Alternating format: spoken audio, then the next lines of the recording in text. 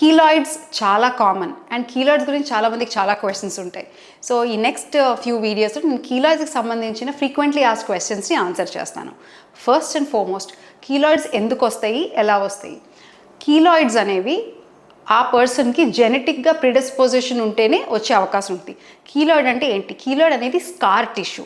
ఒక తగిలిన దెబ్బ కానీ లేకపోతే బర్న్ స్కార్ కానీ ఏదైనా అది ఇంజ్యూర్ అయిన పార్ట్ కాకుండా ఇంకా బియాండ్ నార్మల్ స్కిన్ మీదకి పెరిగేదాన్నే కీలాయిడ్ అంటారు. చాలామంది కొంచెం ఎత్తుగైన స్కార్ అందరికి నాకు కీలాయిడ్ ఉందండి అని వస్తారు, కానీ దాన్ని కీలాయిడ్ అనవు, దాన్ని హైపర్ట్రోఫిక్ స్కార్ అంటాం.